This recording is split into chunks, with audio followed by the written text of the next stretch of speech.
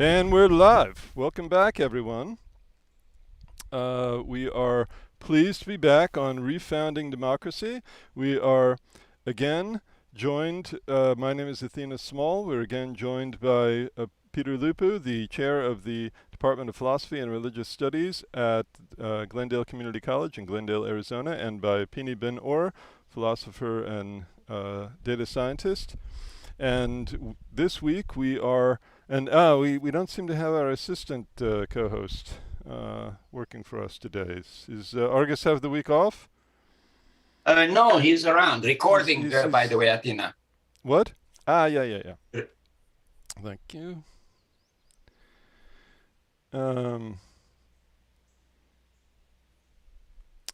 So what we are talking about today is, as we announced in the newsletter, is about religious freedom Recording in progress. And religious liberty. Now, these seem to be, these may sound like they're the same thing. They sound like strong synonyms, but in an emerging linguistic practice, they're actually referring. And that confusion may be deliberate in those who are crafting it, but the idea for us today, we'll use those as distinct terms. The idea is that freedom of religion refers to the way that traditionally, let's say traditionally meaning at least the past half century, we in the United States have understood a separation of church and state and how that's operationalized.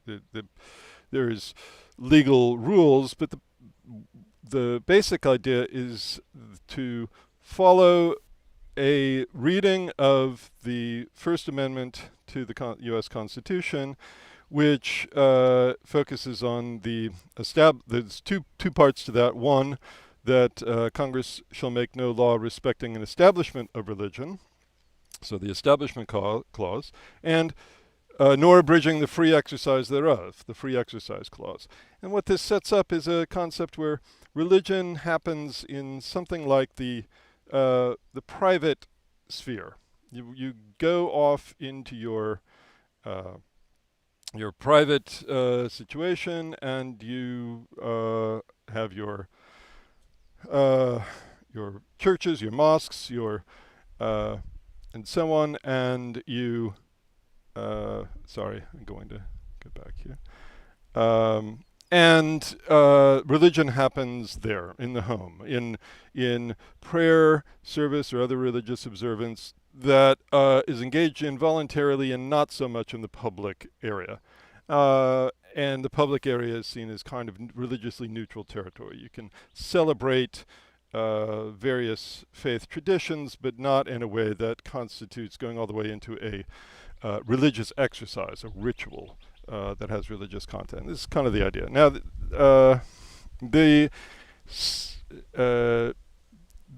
there was, as noted in the newsletter, a Supreme Court decision handed down about a year ago, last June, that in Kennedy versus Bremerton School District of Bremerton, Washington, which held that, which changed this formulation. At least legally. The case concerned a football coach, the assistant football coach of the high school, who was leading student athletes in prayer directly after matches and on the 50-yard line in a rather public and almost, you'd say, aggressive way. And he was told to stop. He didn't stop. He was fired, and he sued. And the Supreme Court eventually said that the school district was wrong, that they could not prevent him from bringing his religious expression into the public sphere and even on governmental grounds, and even when he was acting in his capacity as an official of the school, because this would be a violation of his freedom of expression.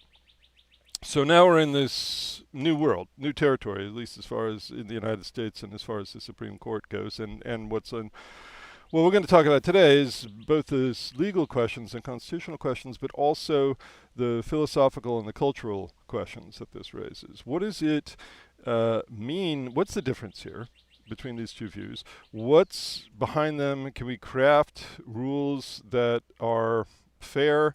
How do we deal with this both legal and intellectual and cultural challenge? So that's the setup as I see it. So I want to ask Pini, maybe, do you have any additions or subtractions or amendments to that setup? No? So, okay, how about, you're on mute, but that's all right. It was clear enough, your body language. Good setup. Keep Good going. setup. Keep going. Peter? Yeah, a lot. A lot what? I have a lot to say.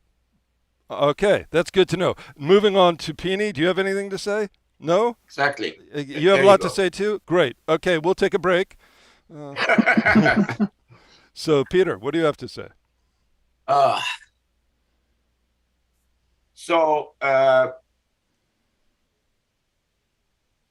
There are several layers here. Layer number one, the whole Protestant revolution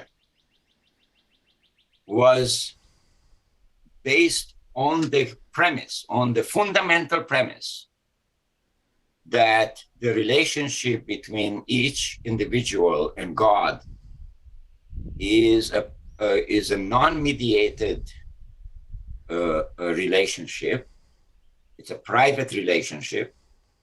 It can be guided through specific institutions that are specifically created in order to provide a religious life, but it's still a private relationship. There are many things follow from this. One, that religion is not performative. It's not the purpose of religion is not perform. It's not to perform. It's to relate in a sincere and deep way with whatever God you believe in. The case sorry, let's be clear. When we're talking about the Protestant Reformation, it wasn't whatever God you believe in. It was specifically Christian God. Yeah. But right. Go. Yes. But when you generalize this idea, yes. So the religious institutions that are specifically, their mission is to provide the environment in which religious life can be conducted, sometimes in communion with other believers. It was not it was supposed to be to provide the support and the environment for a better and deeper relationship between each individual believer and God. So one of the important things that I wanted to the idea make being the established church institution in that context, the Roman Catholic Church of Western Europe, was actually in a sense in the way, is inhibiting your individual faith relation. And it claimed authority as a mediator between individual believers and God, and an essential mediator, without of which the claim was, in that tradition, you can't have the right kind of relationship. But the whole Protestant revolution was in order to get rid of the mediator as an essential mediator, and rather turn the religious institutions into simply supporting environment. It is, I would say, and let me try to make this as controversial as I can, that the case that Athena you mentioned and put on the newsletter of the football coach, that is performative religion. The purpose of that is to publicly exhibit and perform religion. It's not intended as a deep relationship in the form of some prayer or some other ritual with God. It is a performance. And as such, and here comes the controversial claim, is idolatry.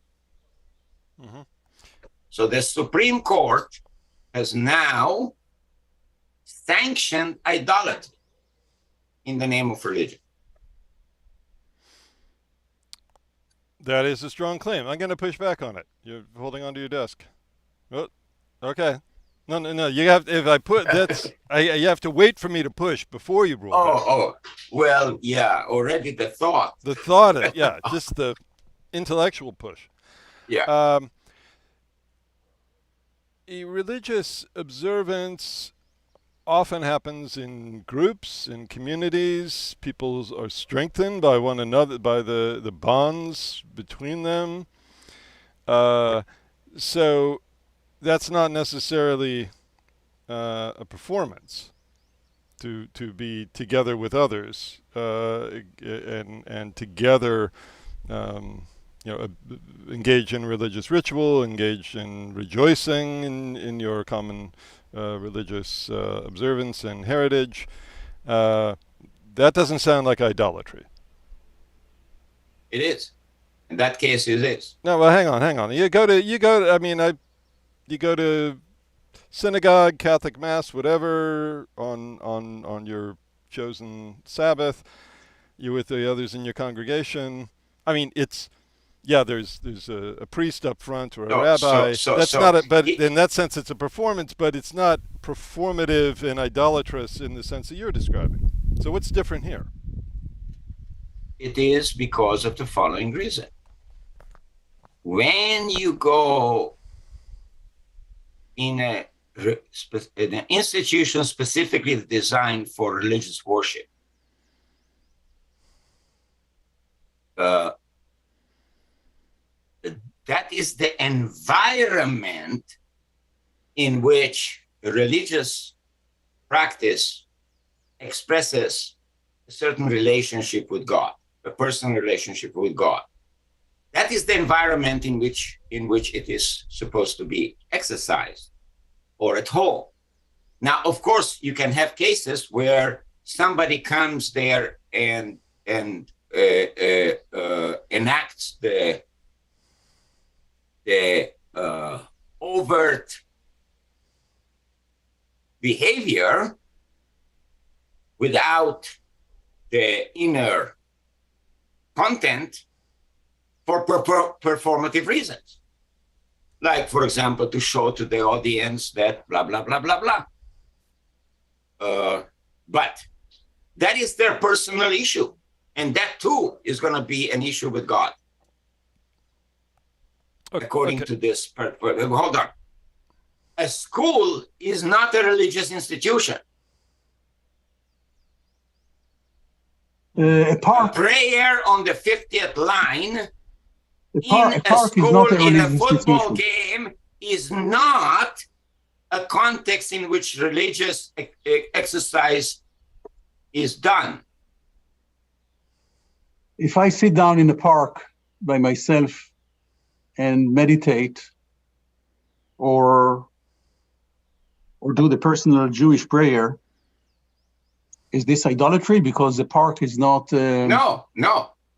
If you're doing it between you and God personally, that is... If, on the other hand, you go to the park and Pini goes... Atina, I want you to imagine this. There is a park in Seattle, beautiful park. Pini comes, walks in there. Notice how contrary to everything we know about Pini this is going to be. And he goes to the park, and then people are walking around, and he announces, "Hey, people, watch me now, because what I'm going to be doing now is sitting here and doing a worship ritual. So please watch me, please." That's performative. Okay. So it's not. And it's idolatry. Okay, so it's not actually the whether or not the setting is designed for religious observance. It's whether it seems because that could happen in a national park, city park. It could happen anywhere. Right? You're on a ship out at sea. The question is whether or not you are performing for others, whether or Right. not you are, and in Showboating. specifically whether you are taking an audience that did not choose to be there for that purpose, that had some other Right. specific purpose for being there, and you are, in effect, in training them, uh, pulling them into this kind of participation, whether they opted to or not. Is that the key distinction? That's what makes it performative? That is one significant element, but the idolatry element comes in as follows. If your performance or engagement in a religious ritual is designed for an audience rather than as a design as to advance your relationship, personal relationship with God, that is done for performative reasons, and that is idolatry. Okay. Because what you're doing is you're promoting yourself to the audience, and that is idolatry. Well, actually, so evangelicals, the very word evangelical means that they see it as part of their religious observance, part of their religious duty, in fact, to bring the good news of Jesus Christ to others who have not yet accepted Jesus into their heart. That's part of their religious practice. It's actually, you would say, central to their. But not imposing. Well, but the question is, therefore, if they are doing that, if they are performing, that is a performance, but it is not for them, if we're being sympathetic or charitable, it is not idolatry.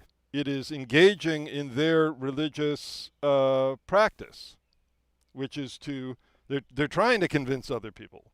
They're trying to bring, this is, actually, the term gospel literally means from the Greek good news. This is bringing the good news of Jesus. And the historical tradition is very well known.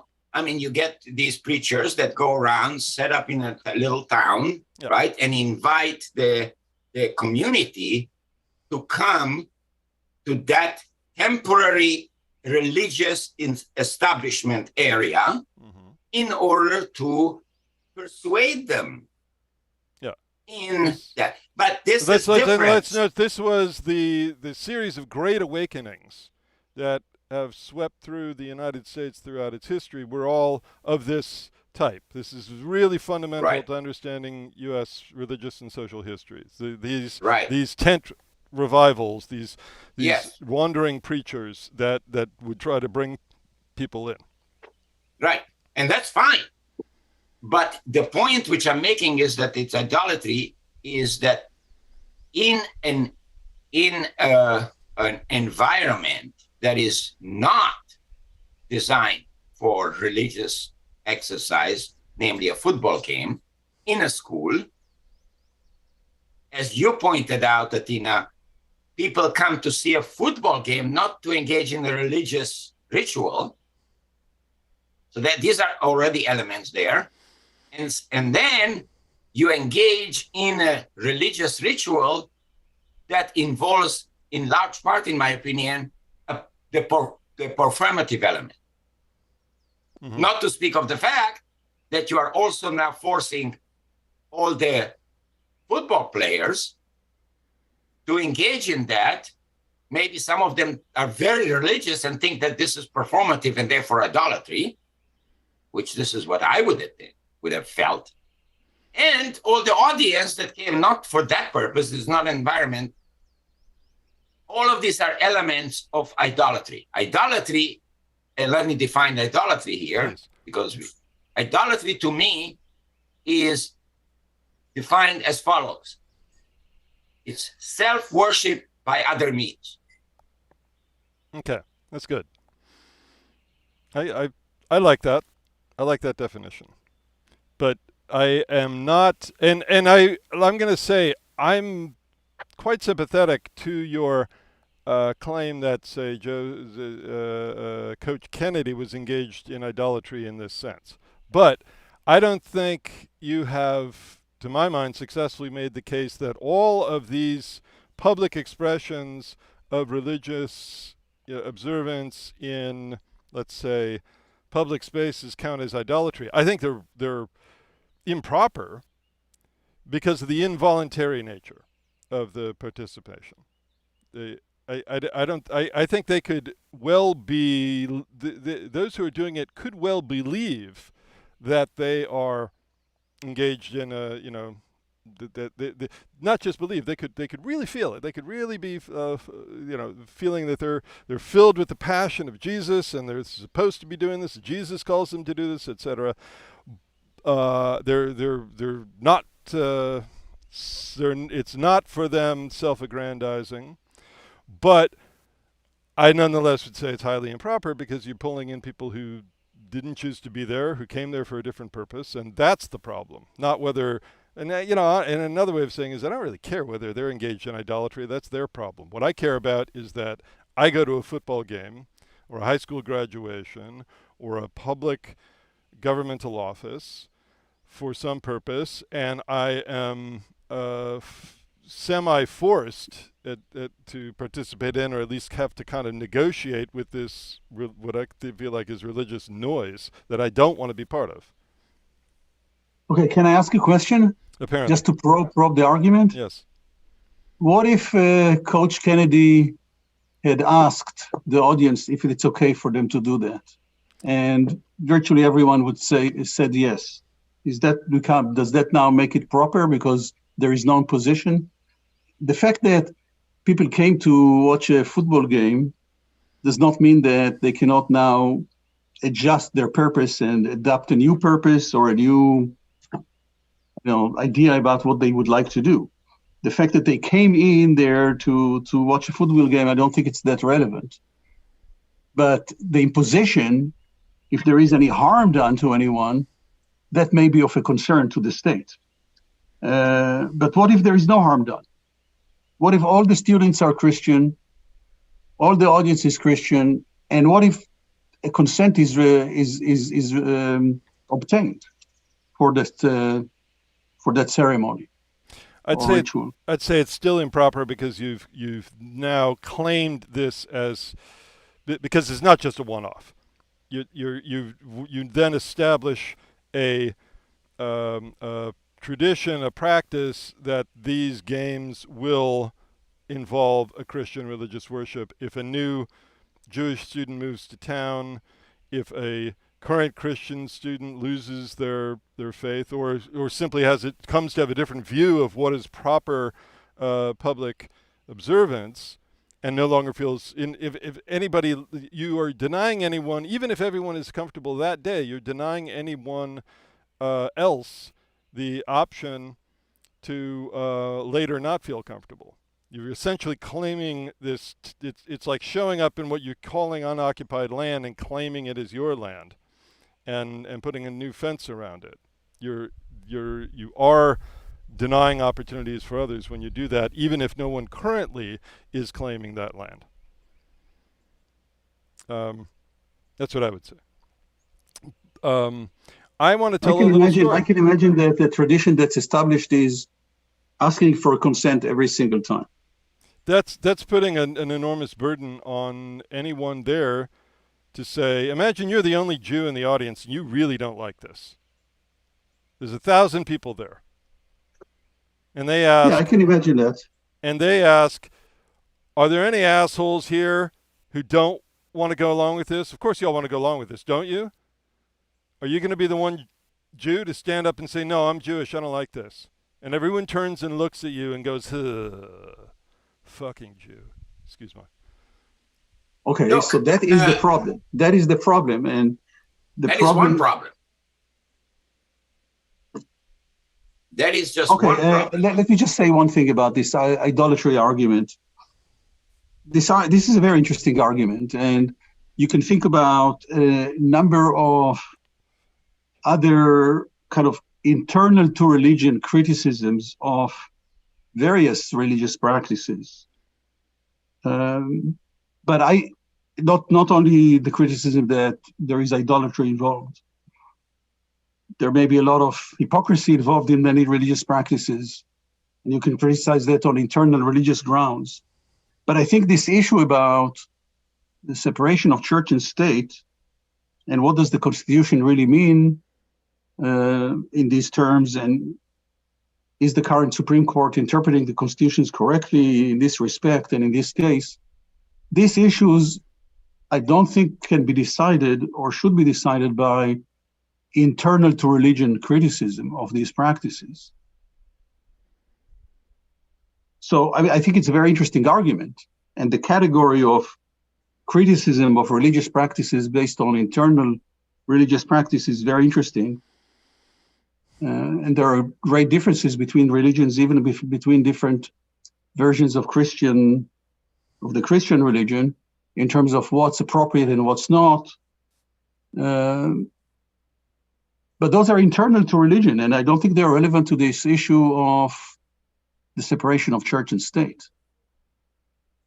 Yeah, it is. So here is the deal. The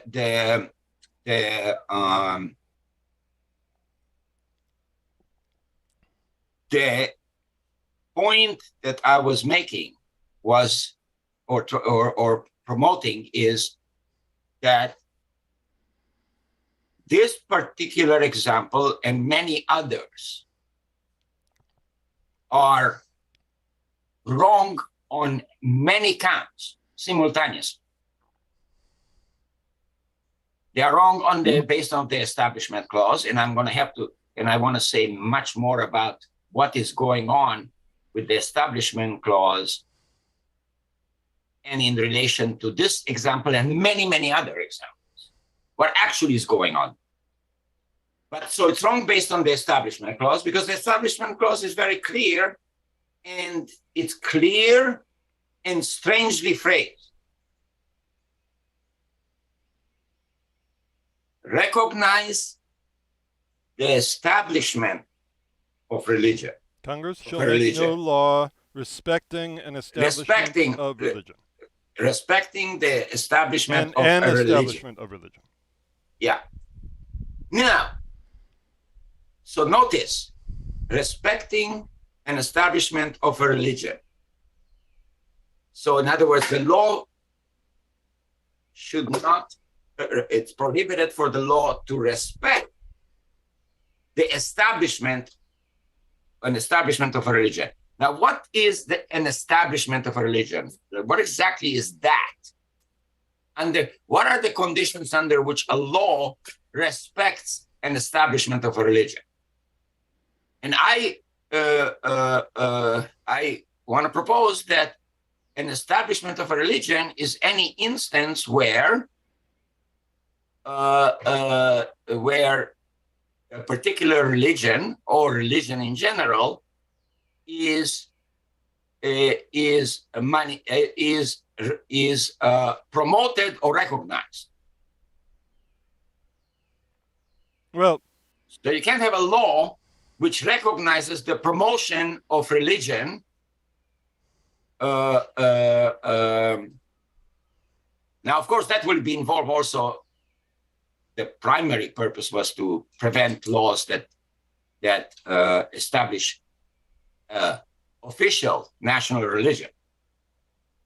But how that translates into other cases, under what conditions there is an establishment of a religion, I think it is much broader than just that Congress shall not make law that says the official religion of the United States is X.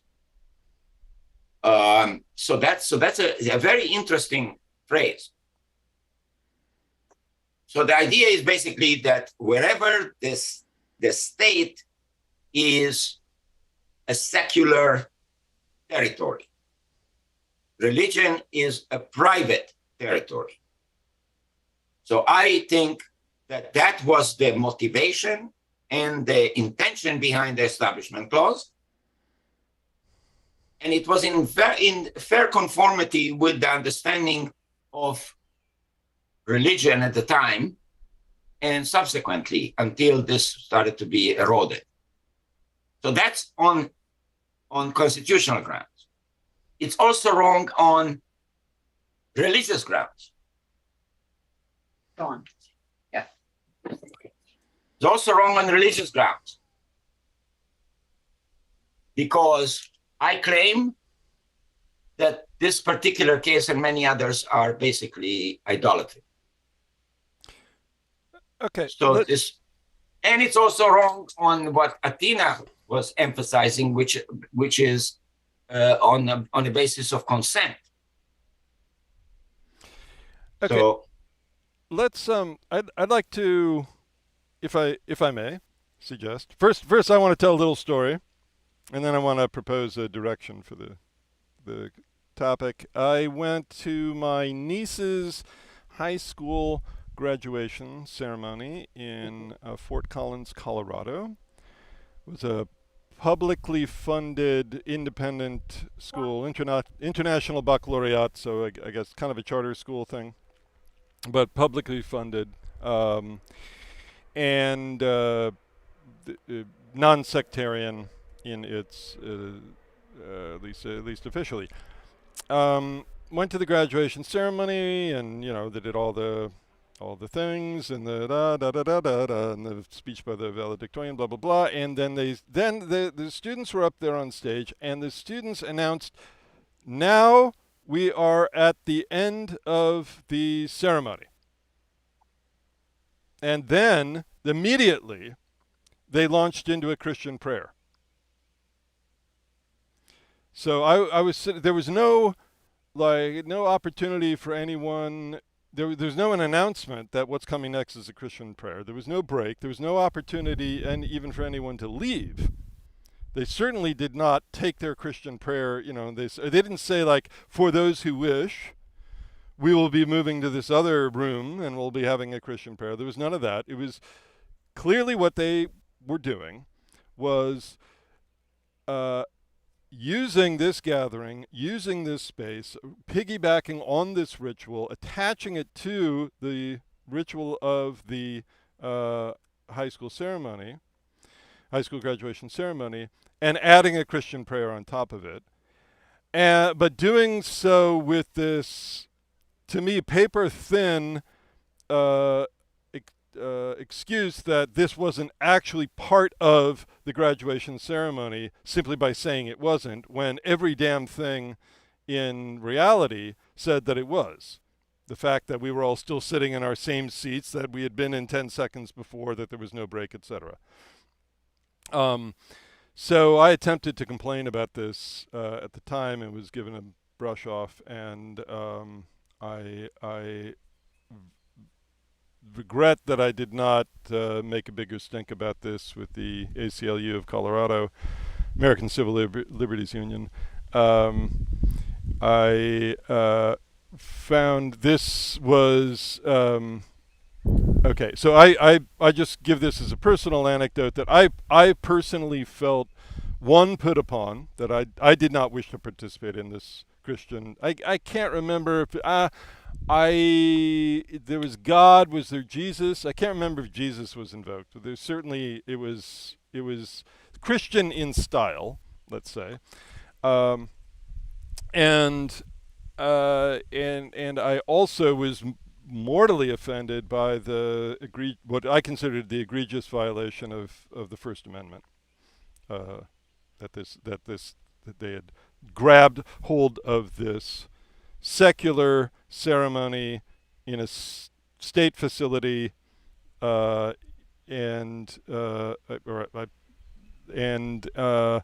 anyway, you get the point. I felt pissed. Yeah, I have a question for you, yeah. Tina. Question number one: who announced it? A student. A student. Two okay. students. Two students. Okay. Right. That's part of the trick. They get students to do this stuff rather than the grown-ups. Right. And So they say it's a And student-led prayer, as if it was this spontaneous, mhm. effusion of enthusiasm from the students, and the adults are simply acquiescing to what the students want and demand. It's just And was there an official agenda there was an with official that? agenda which did not include this, and that's part of how they claim that the prayer was not part of the official proceedings, that it wasn't printed in the official agenda. Mhm. Okay, so now let me ask you this question. Two questions I have. Question number one: do you think that this was designed for purely performative purposes? As you said previously, your phrase hijacked the event. Mm-hmm. I'm assuming you think it was for the performative purpose. I think it was for a couple purposes. First, it was, I think it fundamentally, I don't know if I am so interested in the words performative or idolatrous. It was about power. It was about cultural power. It was an assertion of religious. The point of it was both as an example and as an assertion of the principle that God belongs in the public square. It was that we will not have if you were to look inside their heads, it would be, we will not have our God chased out of the public square. Religion is central to our identity. This is an important moment of transition in our lives, and we will honor God at this key moment of transition. We will do it, and we will assert the right to do it, and we will assert that we have the power to do it. We want to, and it was, it's hard to know, assertion of rights versus assertion of power. These are so tightly entwined, but it felt to me like a power move. Like we're saying, we're claiming this space for ourselves and for our God. That we're planting our religious flag on this territory. That's what it felt like. And that's what I think they had in mind, basically. So you admit then that this was not an exercise that aims to establish a relationship between these people and God. It was that, them. but they could have achieved that by going to a different room. Yeah, so it was not essential that that particular thing happened at that time in that place. If it were purely an exercise of a relationship between them and God. I'm trying to be as charitable as I could. I would say it was important for them that it not be in a separate room, that it be a continuous part of the graduation ceremony itself. But it was not important because it was essential that it should be that relationship of a prayer between them and God should be done at the end of the ceremony in a public space right there and then when everybody's still there. That is not essential.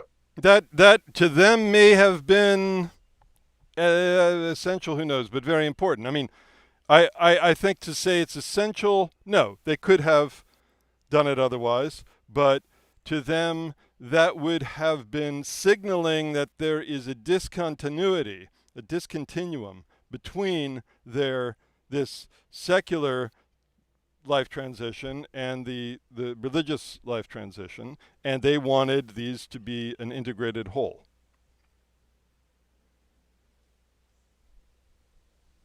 That's the most charitable reading. I still think it's outrageous. I'm not excusing. So, but I think it is religiously.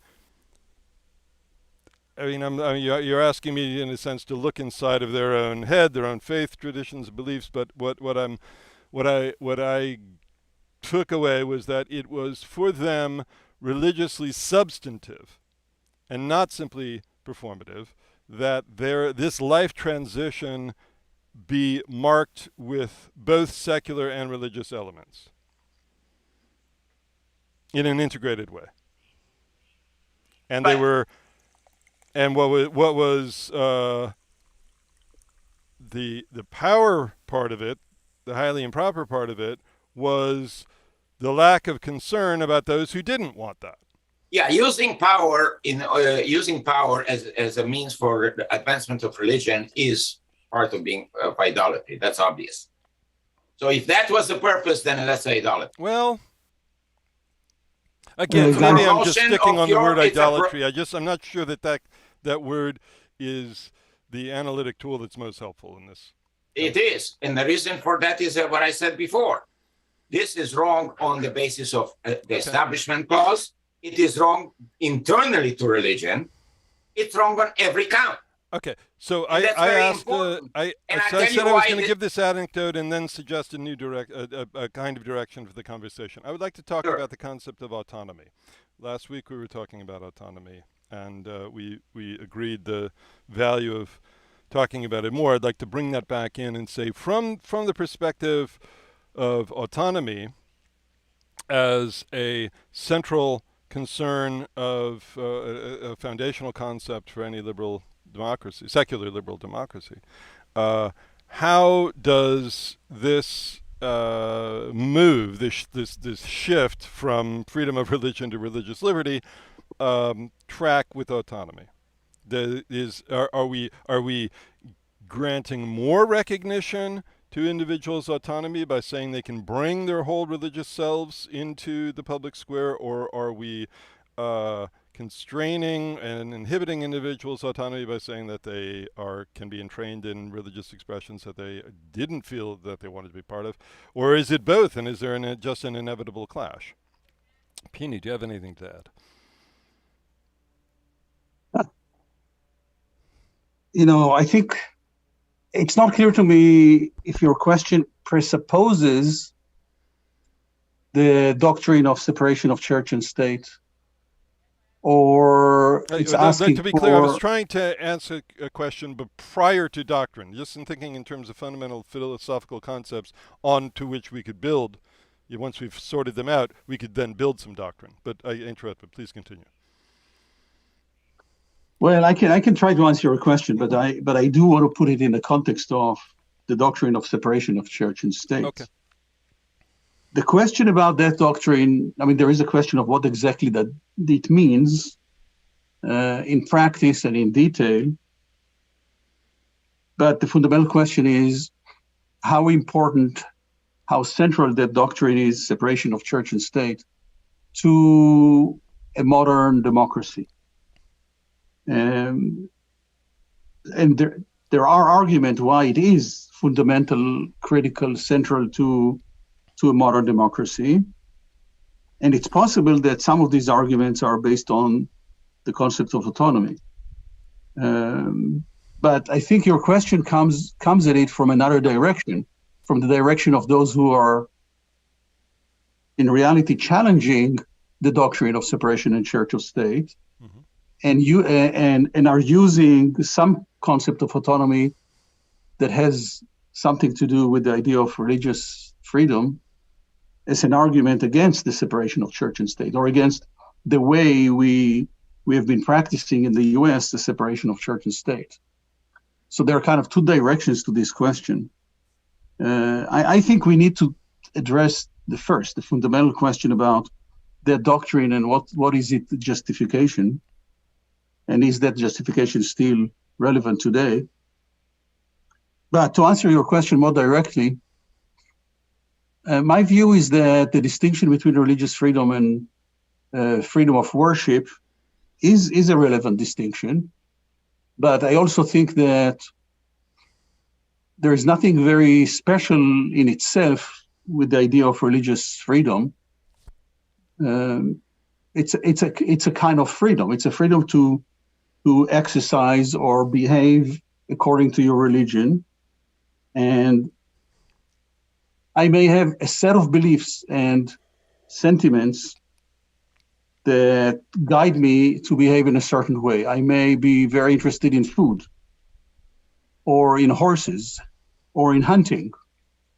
And there's a pretty complex set of beliefs and sentiments I have around hunting, which almost compel me as an individual to hunt, let's say.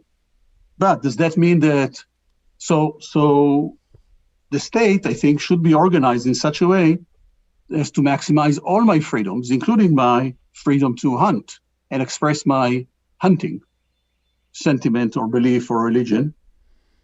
However, that does not mean that I should be able to hunt every day of the year, every animal that's out there. The state regulates what can be hunted, and it's legitimate for the state to regulate that. And it's the same with all kinds of freedoms. Freedoms of individuals come into conflict with freedoms of other individuals, and come into conflict with other purposes of the state, which are purposes of society as a whole. And the state it's legitimate for society or the state to regulate and limit those freedoms. So the distinction between religious freedom and freedom of worship, which is supposed to be in some sense more private, is a legitimate distinction, but it does not justify throwing away or throwing out the separation of church and state and the regulation of, religious behavior in the public domain. The real issue about that is not an issue of autonomy, the autonomy of those individuals who are religious and want to express their religion everywhere, let's say. That's not the real question. The real issue is that the type of religious beliefs are becoming more extreme and more exclusive and dominating. I'm not sure if I'm using the right phrases here, but I think the real issue is that the kind of religious beliefs that we now are facing are exclusive in the sense that this is the only religion that's correct,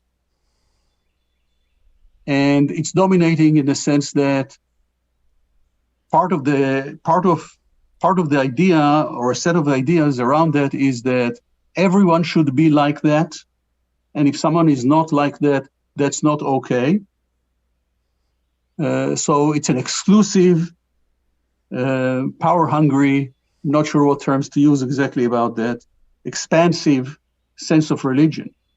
And it's expansive to the extent that democracy is secondary. It's not something that's necessarily worth pursuing or protecting if it limits the bounds of religious expression. That's the problem. It's the problem of the nature of these religious beliefs that is so expansive. And that is maybe important if you go back to the question of justifying the separation of church and state.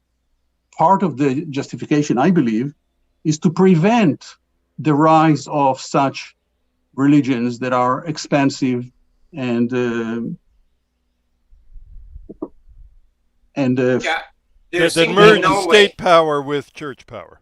Exactly. Right. There is simply no way, absolutely no way, to reconcile the idea that when a particular religion is aiming to acquire and expand through political power means, there is no way that doesn't corrupt both the religion and the state. And history shows that so comprehensively that that is why it's corrupt them both. Now, what Pini was saying is basically this. Look, Atina raises the question of autonomy, and Pini raises the question of, okay, how do we reconcile all these elements of the autonomy of religious people to exercise their worship, the separation of state and church, the doctrine of that, and maybe even the people who have autonomy that are not wish to exercise any religion whatsoever. How do you reconcile all of that? And let us remember that autonomy, that number one, autonomy is self-governance or self-determination. That's what autonomy means. It is not quite identical to freedom, although autonomy may involve elements of freedom. Number two, the very same people that in the public and political domain are pushing the expansion of religious practice into public domain, including domains which are considered to be under the state of the church-state distinction. Also, very same people at the more intellectual level and academic level are on a crusade against autonomy. Yes, as we discussed in detail last week. Exactly. All right, I'd like to both of you, I'm going to give you an argument from the, let's say, the religious side. And in terms of the concepts you've been talking about, I'd like you to answer it. So here's their argument. I'll start with a piece I saw in the news just this morning. There was so this is June. This is Pride Month, LGBTQ celebrations and observance of various kinds going on. And there was a clash at an elementary school in Los Angeles, in the Los Angeles Unified School District. They had a reading of a book for elementary school kids. It was about the families in our community, and it highlighted different family structures. Some had, some families had a single parent, some families had two dads or two moms or multi-generational, and it was this, reading about the different kinds of family structures. So there's nothing in there about sex, about homosexuality per se, but it included without any kind of negative judgment descriptions of gay and lesbian couples raising kids. And there were parents who protested, and in fact the protests were actually ended. There was some physical violence, and the police had to be called in and separate the two crowds, and they looked pretty, in the photo I saw, quite upset with each other. And parents were saying, my kid, I mean, there were some arguments that was just sort of factually off base, like saying they shouldn't be talking about sex. The book wasn't talking about sex. But that really wasn't it. Let me try to articulate what they might have been saying. What they might have been saying is that the view of the world that says that lesbian and gay couples are okay and are to be, accepted and welcomed.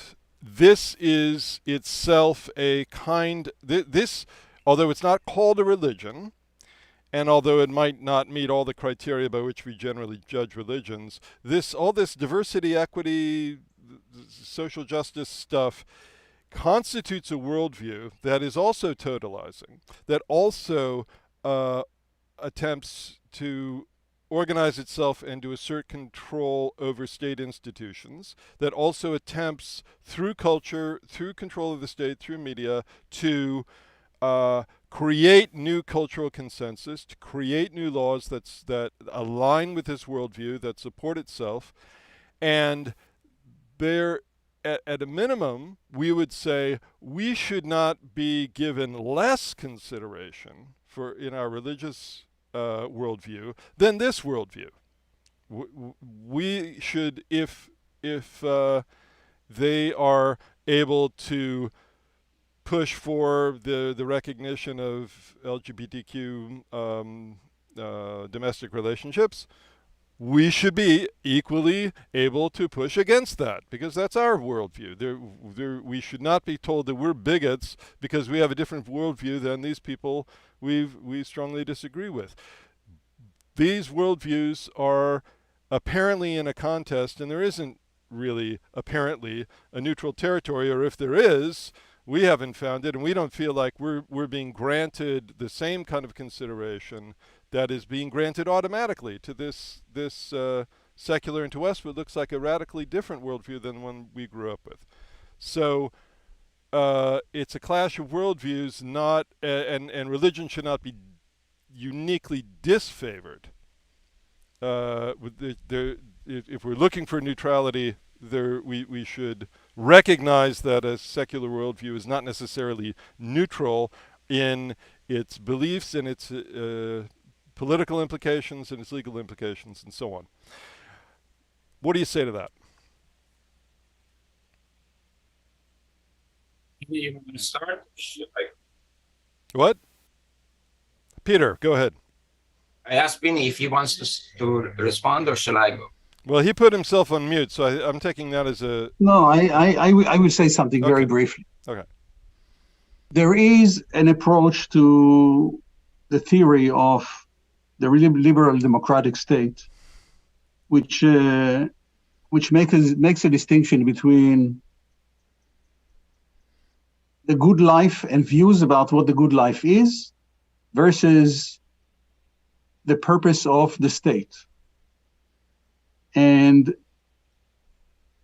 that's a very fundamental approach to the idea of a liberal democratic state, which is the state should engage in activities and areas that promote the well-being of all, that facilitate the conditions for the well-being of all, but should not be engaged or support any particular view about what the good life is.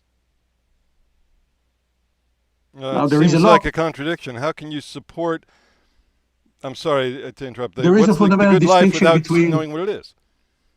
Well, there is a distinction between the conditions for any good life, the conditions for autonomy, for example, and specific ideas about what the good life consists in, like go to church every Sunday or go hunting every Saturday.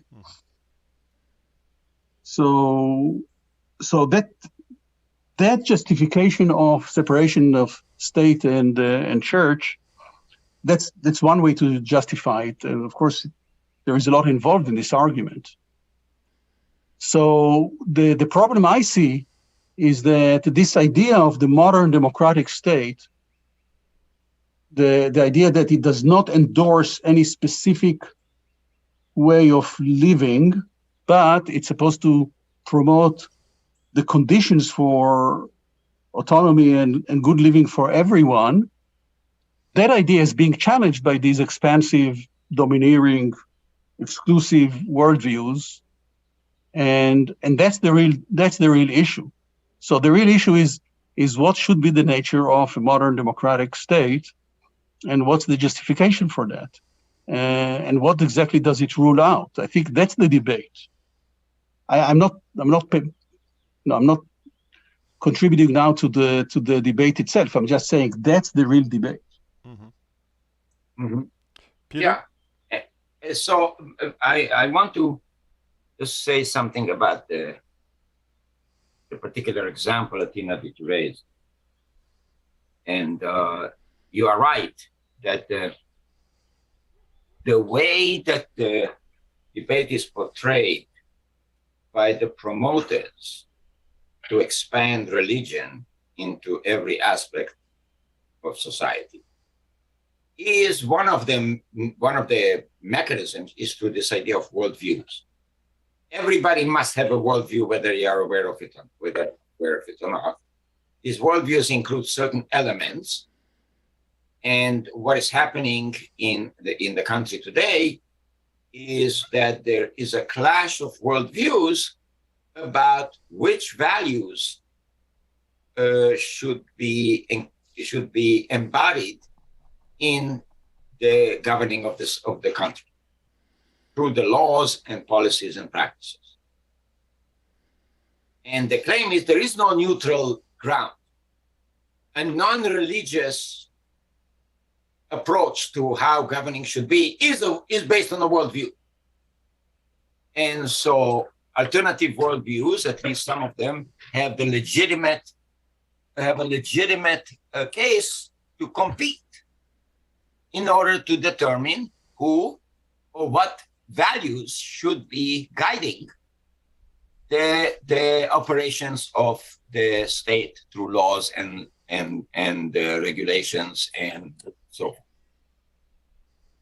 So that is what Athena, you described as the background, sort of theoretical background of what happened in practice in that particular location. Yeah.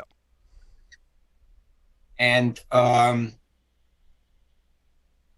or to put it, I mean, to concretely, if a teacher can put up a pride flag in their classroom, why can't another teacher put up a Christian cross in their classroom? There is right. Okay. Yeah.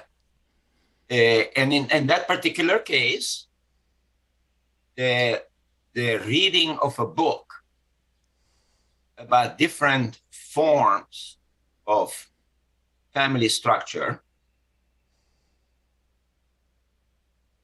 is part of one worldview that are in fact different forms of family structure.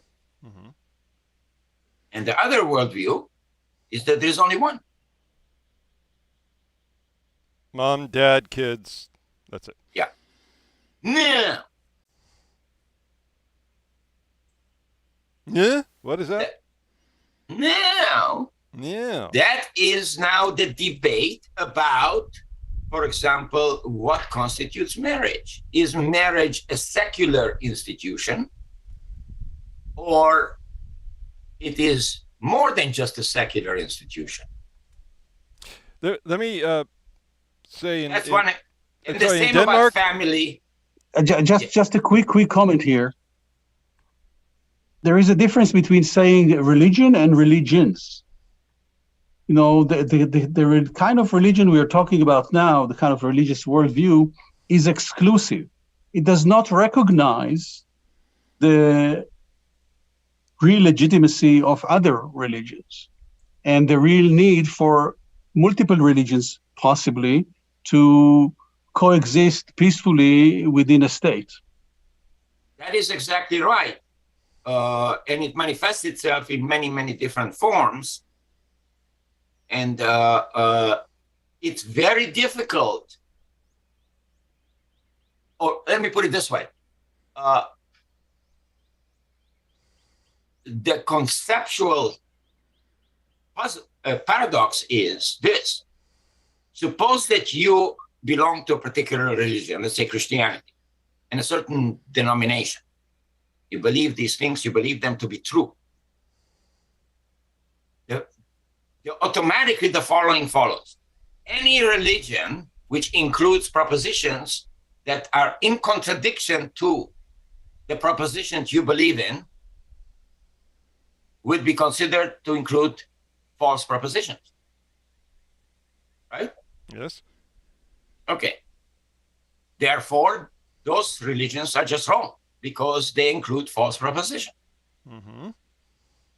And so therefore, the question arises now, what is the scope of being tolerant of or accepting as part of the society certain views that are false? How far the tolerance goes? How far the acceptance should go when you think this is false? You have a problem here. The only way to reconcile this problem is to say that the organization, the fundamental organizational structure of a society in terms of its laws and so forth are neutral with respect to such debates. Okay, you have to Now, tightly constrain the class of propositions you're talking about. Because you cannot have a society that is neutral on the question of whether or not Trump was actually legitimately elected in 2020 or was not. You cannot be neutral on that.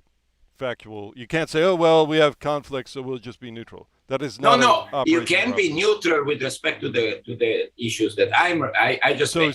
that's what I'm asking That for. has What to is the do with the class position. of propositions that you're saying Well, we're need to be talking about the neutral? religions.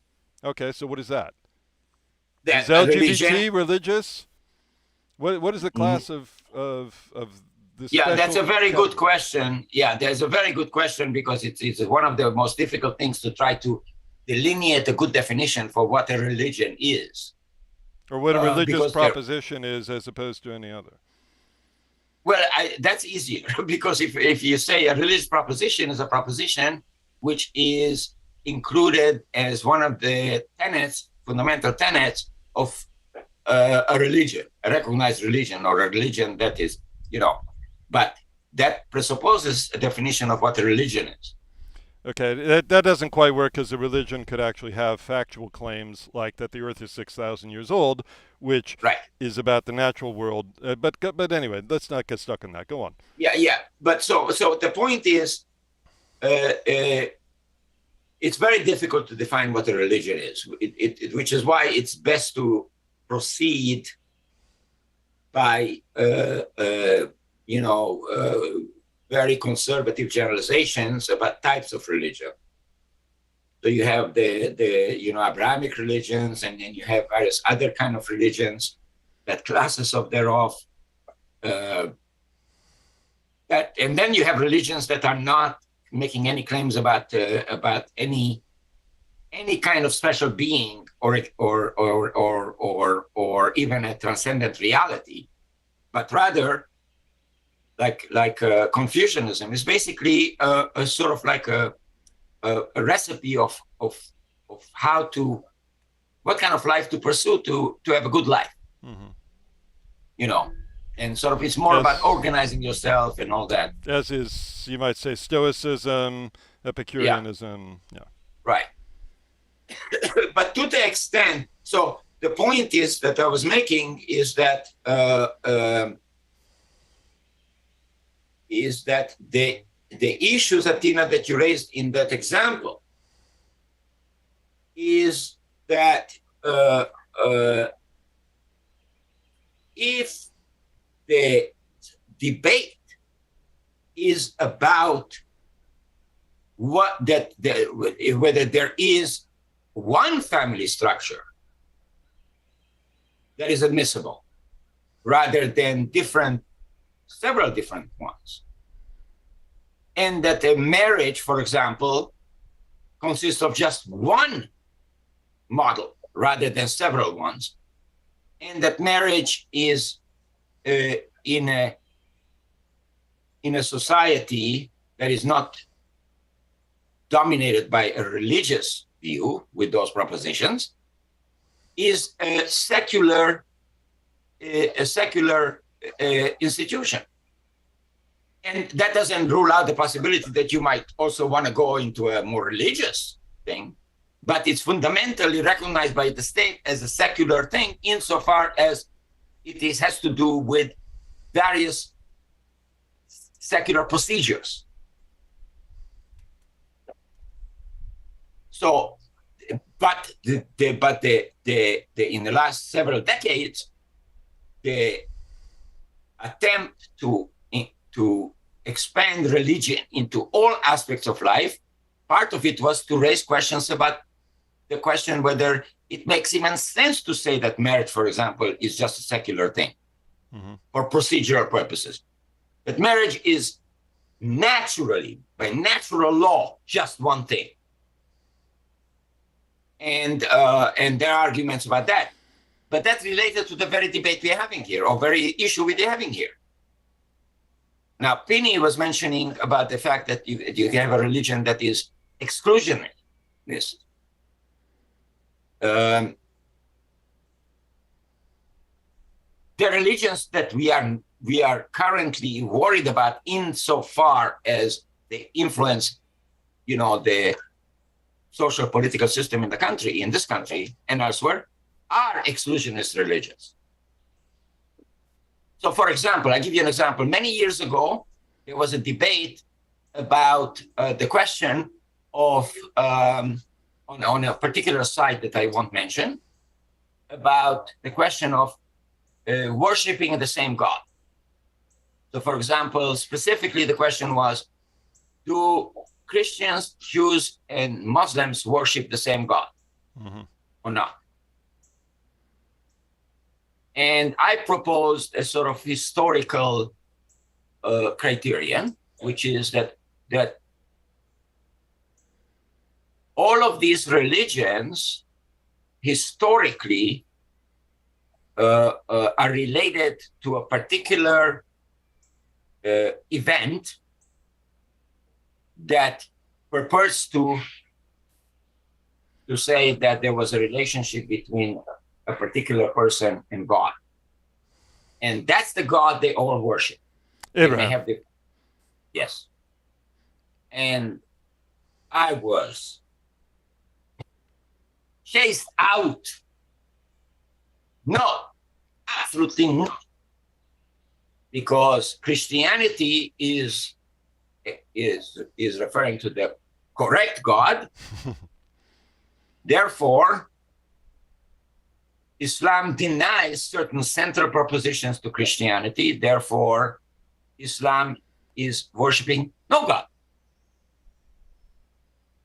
And Judaism, well, okay, we're going to give you a little space because various different things. So yeah, maybe, yes. Even though Judaism, like Islam, actually Judaism goes even further, because Judaism not only denies that Jesus is God or the divine being, but Jesus is not even a prophet. Mm-hmm. Whereas Islam accepts Jesus as a prophet. Yes. But the tenor was, no, it's impossible, because since Christianity is the true propositions, those religions who deny this central element of Christianity are worshiping no God. Mm-hmm. So there's a checklist. Yeah. Check. Oh no. Okay, you have no God. You're worshiping some empty space. Right, and this is where any such what Pini calls exclusionary religions, which is not just exclusionary in the doctrinal sense, theological sense, but in so far as these religions marry themselves to political power, they end up with theocracy, some form of theocracy. Okay, we've been talking for over an hour, and I'd like to synthesize and ask. Wait, Pini, you have something to say? Yeah, I just want to say one thing. Going back to the historical question about where did this idea of separation of church and state come from into the American Constitution, and where did it come into the political ideas of various states in Europe in maybe the 17th century? It came, I mean, this is just an historical fact. It came out of very long and very bloody religious wars, primarily Catholic versus Protestant. And the idea, it occurred to the intellectual leaderships of various countries in Europe. It occurred to them that peace is more important than religion. And the power of these totalizing, expansive, exclusionary religions has to be limited by the state in order to keep the peace. There is something more important for society and the state to pursue than these ideas of these separate, different religions. The need to control that power, the idea that we should not allow religions to become totalizing, expansive, and exclusionary, and have power. That's the idea behind the separation of church and state. Absolutely. It's exactly that risk. It's exactly that risk that the separation of church and state is supposed to prevent. And just a reference, you're talking about the 30 Years' War, and the resolution was the Peace of Westphalia in 1648. So, go on. Okay. Yes. Yeah, correct. And but this is but I want to say something here that what is underlying the religious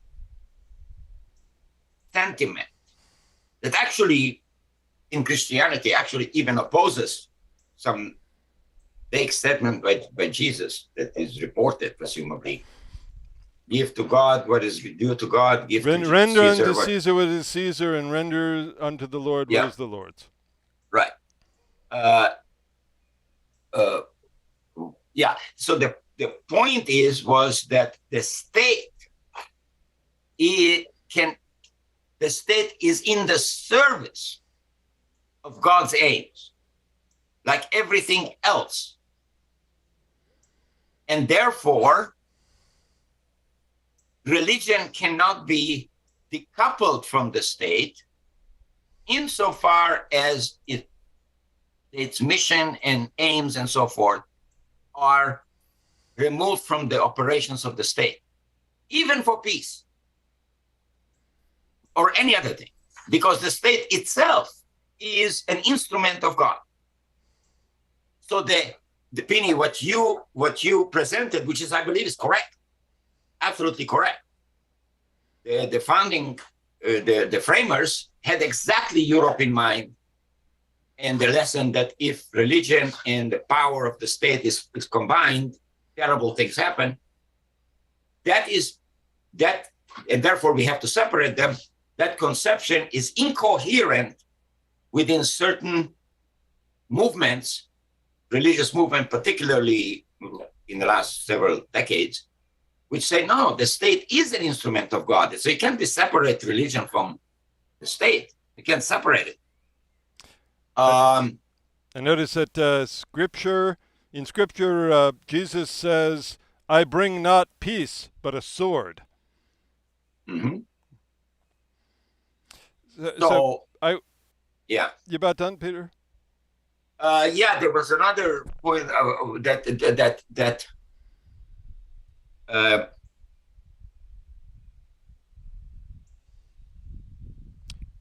maybe it'll come back to you. Yeah. Okay. Sorry about that. So because I know how annoying that is when you got this idea and you, oh no, where did it go? Hate that.